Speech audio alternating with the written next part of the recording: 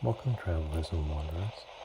Having seen the attack on the power stations in North Carolina on the news back in December, I began thinking about a similar incident that happened a decade ago today in California. I was reminded of the 2013 Metcalf power station attack.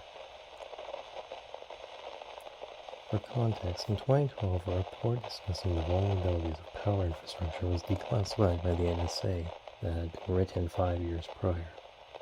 It outlined how vulnerable power stations were to attack by proposing a single, quick, and hyper-effective plan to target and destroy critical components.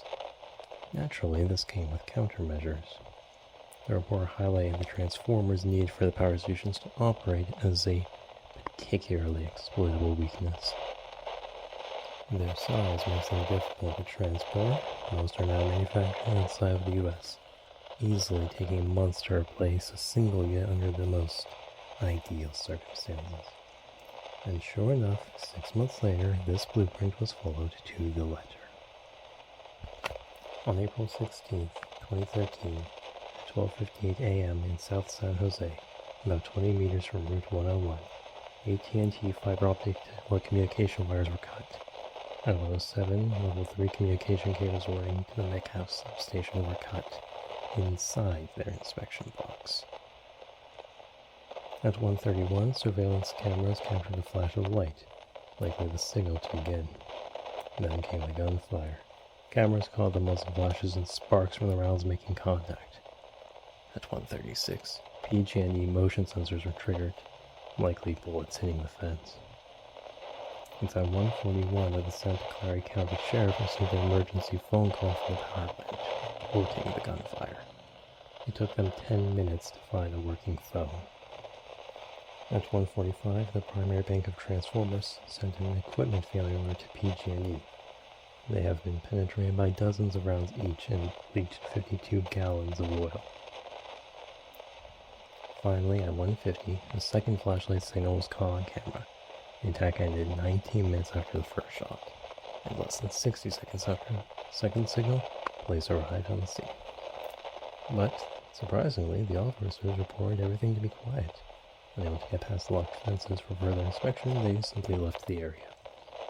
At 3:15, an engineer from PG&E arrived at the substation and discovered the damage from the attack. Law enforcement was then recalled to the scene. However, no persons of interest were found on site, and the area was placed on lockdown. While the attack itself was less than 20 minutes, the damage done to the facility was valued at over $15 million. Fortunately, a blackout was avoided by shunting power from nearby Silicon Valley power plants.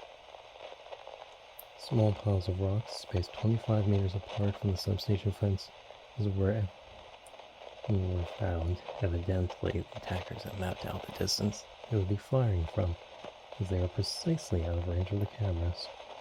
Over 100 7.62 by 39mm casings were recovered from this firing position, most likely an SKS or an AK. The cases were free of fingerprints or any other traceable markings. Forensic analysis concluded that between 2 and 4 weapons were used, but couldn't provide any further information.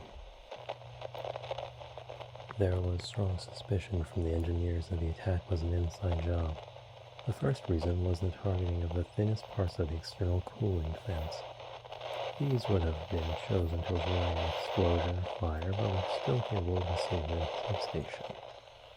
The second reason was that the attackers knew that the supervisory control and data acquisition systems used to monitor the station were hardwired instead of cellular, hence the previously mentioned cut fiber optic communication cables, and why it took several minutes to find a way of calling the police. Federal Energy Regulatory Commissioner John Reinhoff called it the most significant incident of domestic terrorism involving the grid that's ever occurred, and further hypothesized that it may have been a trial run for a larger operation. This fear wasn't held when on May 22, 2013, a man dressed in full black was seen at 3 a.m. by security guards less than 100 meters from the site. Despite 8 officers arriving within 15 minutes, the man in black was able to escape. On November 13, 2013, the US government ran a simulated attack against the grid, called Grid X2. Its results were a disaster. More than 150 casualties, over 80% of counties without power, overloaded communications, preventing technicians from monitoring vital equipment. The full log of actions was compiled and plans were formulated and disseminated to help improve security and thus prevent a similar disaster from occurring the next time this drill was held. And on Wednesday, August 27, 2014, a second, much less well-known attack was conducted on the substation. Sometime during the night, an unknown number of people cut through the fence and ransacked the offices. An unknown number of items were stolen, including maintenance files. The newly installed alarm systems failed to alert anyone, and the intruders weren't captured by any of the cameras. A copy of the very plans drafted after Grid X2 were stolen when the Metcalf substation was attacked a second time, and these have never been recovered or traced.